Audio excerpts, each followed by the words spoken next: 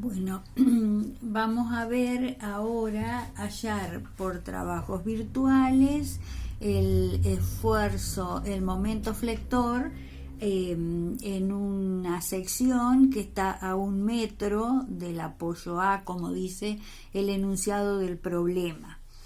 Entonces, en primer lugar tengo que poner en evidencia el esfuerzo o la incógnita, en este caso el momento. Entonces, en ese lugar pongo en evidencia el momento flector a través de una rótula. Entonces, ahí ya no está más el pórtico en equilibrio. Bien. Paso siguiente sería determinar, es decir, y me divide en 2 chapas el pórtico ahora. Entonces, ahora tengo que determinar los polos de cada chapa, es decir, los puntos fijos con respecto a los cuales gira cada chapa, ¿no es cierto? Tiene un movimiento.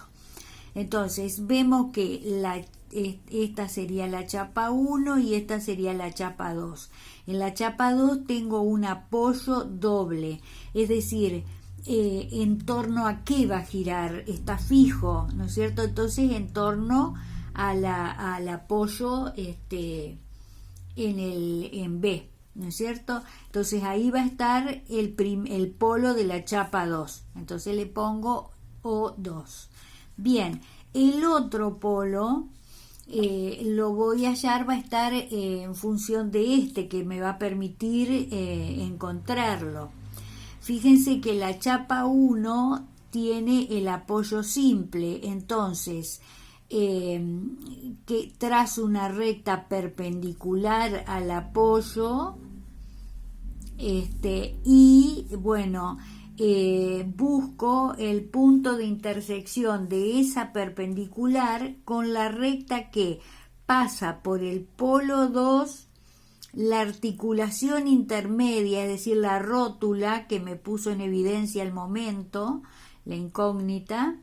Entonces trazo una recta que une O2 con la articulación intermedia. Entonces, en la intersección de esa recta con la perpendicular al apoyo simple, está el punto fijo en torno al cual gira la chapa 1. Es decir, este punto es el punto O1. Bien. Entonces, ¿ahora qué tengo? Bueno, obviamente tengo las cargas, ¿no es cierto? Considero la resultante de la carga repartida en el tramo Después, acá, ¿qué me va a convenir hacer con la carga repartida que actúa en la parte superior del pórtico? Recuerden que yo, por comodidad, para facilitar los cálculos, dividía esta carga en 2, ¿no es cierto? En una era la resultante de la carga que actuaba sobre el voladizo y después consideraba la resultante de la restante. Pero ahora, ¿qué hago? Considero la carga repartida que actúa entre este nudo y la articulación intermedia. Entonces la resultante es 4, actúa en la mitad de la distancia y finalmente considero la resultante de la carga repartida en el tramo que queda a partir de la articulación. Entonces ahí me quedan, ¿no es cierto?, las cargas que actúan, ¿no es cierto? Bueno. Bien, entonces ya tengo eso. Y ahora comenzamos a trazar el diagrama de elaciones. Voy a hallar el momento utilizando los desplazamientos verticales. Entonces trazo una línea de referencia que sería la proyección del pórtico.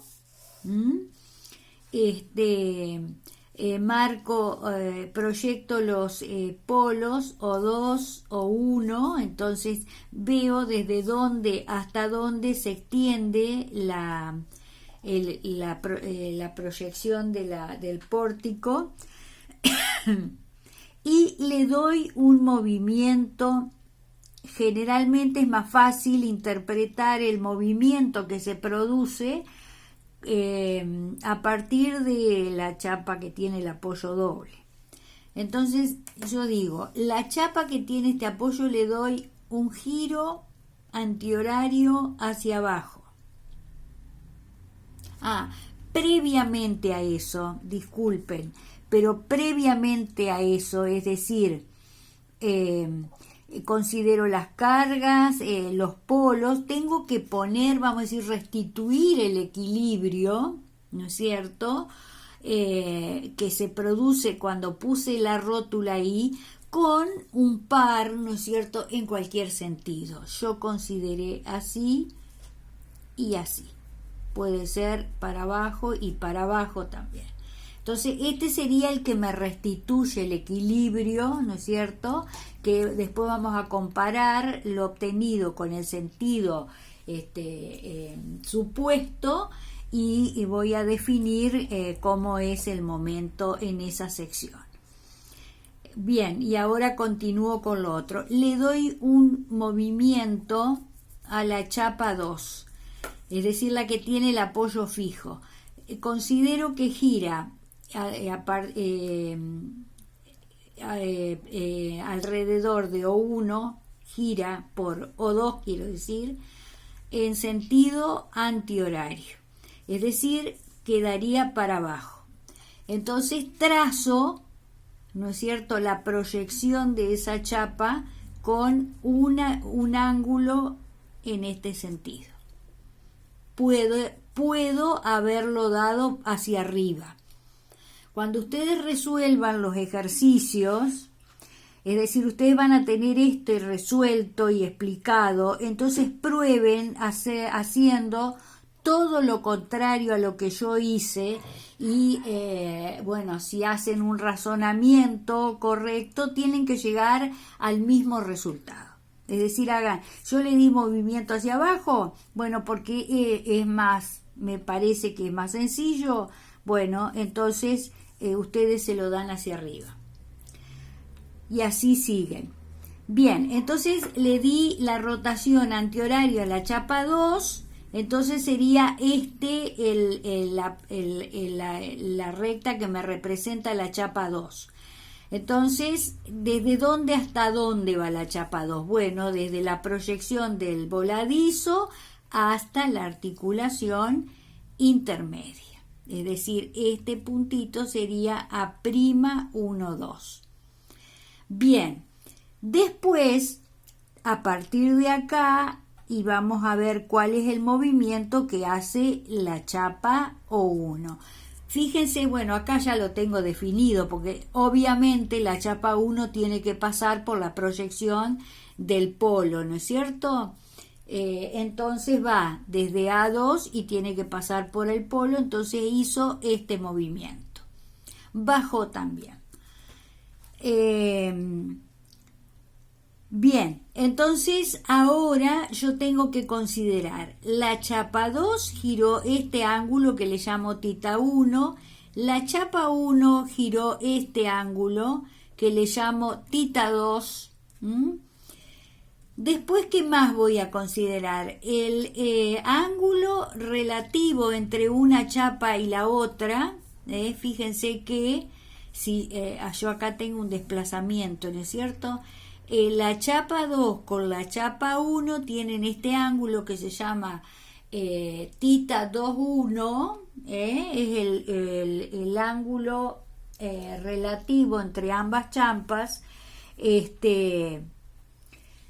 y empiezo a hacer el cálculo de los desplazamientos. El desplazamiento de la articulación intermedia a este desplazamiento le llamo delta 1,2. Entonces vamos a empezar por eso, porque tenemos que dejar todo en función de un solo ángulo. Yo tengo 3, todo tiene que quedar en función de uno. Entonces, fíjense, este tita 1 es igual a delta 1,2 la tangente, ¿no es cierto?, de θ 1 es igual a delta 1, 2 sobre esta distancia. Esa distancia creo que era 4. Entonces, planteo eso, ¿no es cierto?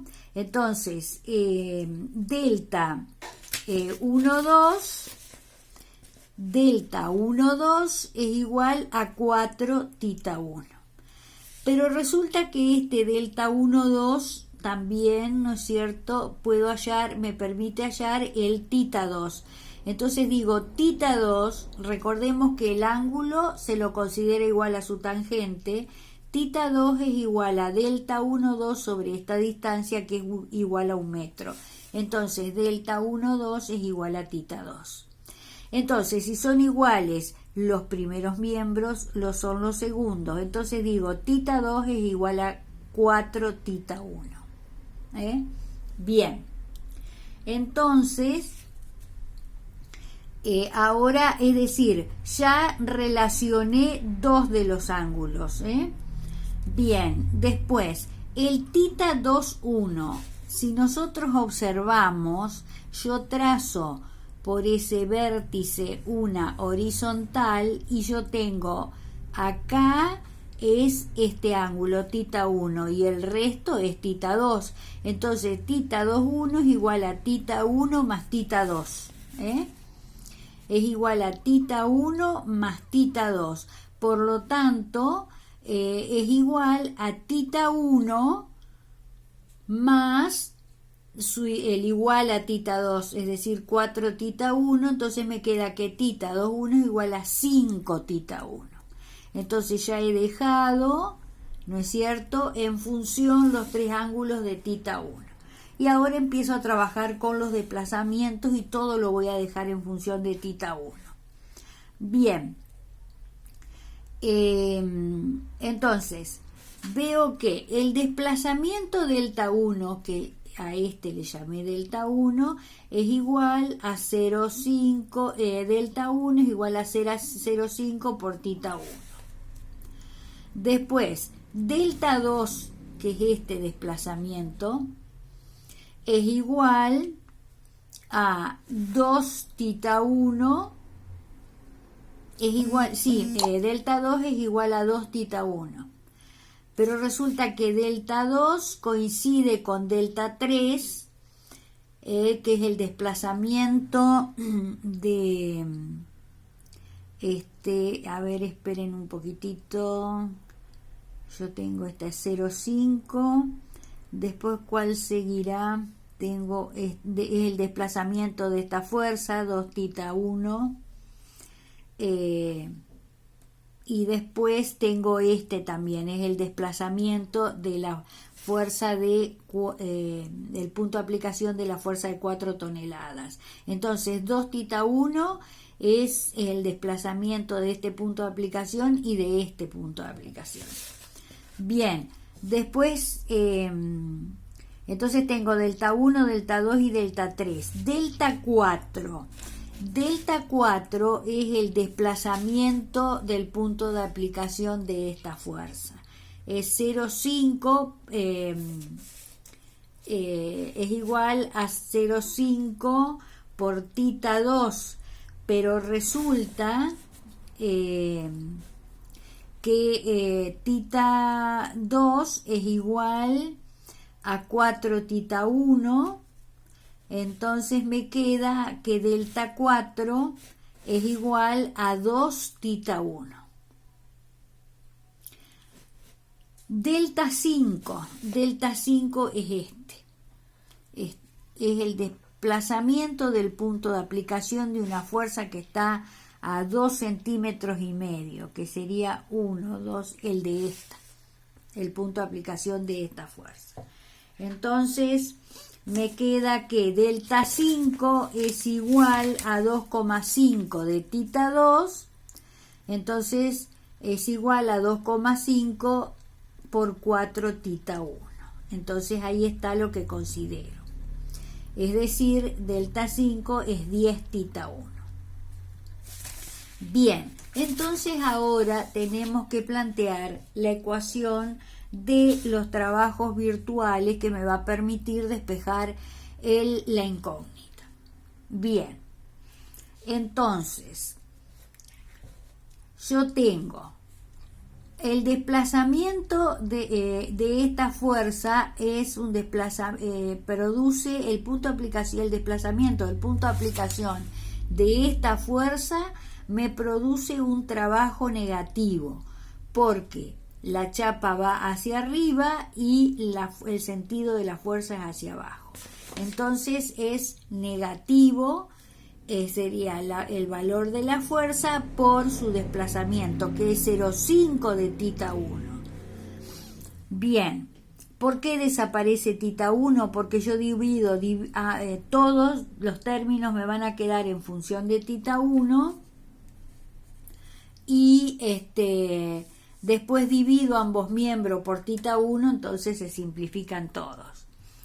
Bien, entonces ahí tengo el primer desplazamiento. Después tengo el desplazamiento del punto de aplicación de esta fuerza, 5 toneladas por su desplazamiento, que es 2 tita 1. Esperen, ¿dónde está?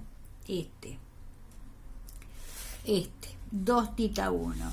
Entonces, ¿por qué el trabajo es positivo? Porque si la chapa, fíjense, va hacia abajo, o bien la chapa esta gira un ángulo en sentido antihorario, va hacia allá.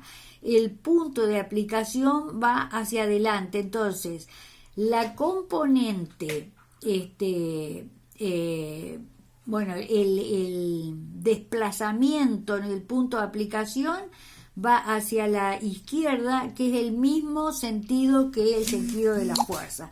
Entonces produce un trabajo positivo, 5 toneladas por 2 tita. Después más, sería 4 toneladas por 2 tita 1. Bueno, la fuerza de 4 toneladas es esta, y entonces la chapa hace giro en sentido antihorario, va hacia abajo el punto de aplicación en el sentido de ella, entonces trabajo positivo. Después sigo con la fuerza de 1 tonelada, esta fuerza va hacia abajo, la fuerza, y la chapa, el punto de aplicación de la fuerza se desplaza también hacia abajo, entonces un trabajo positivo. Entonces acá tengo 1 tonelada por 2 tita 1. Ahora, el desplazamiento del punto de aplicación de esta fuerza, fíjense, ustedes dicen se adelanta la fuerza porque la chapa va hacia abajo, pero ¿qué pasa? Esta chapa gira alrededor de el polo O2, entonces cuando se mueve el punto, esta articulación va hacia abajo, pero la chapa hace este movimiento alrededor de O2. Entonces, si bien la fuerza va hacia la derecha, el desplazamiento es hacia atrás. Entonces tienen desplazamiento y fuerza, sentidos distintos, entonces produce un trabajo negativo. Y después el momento.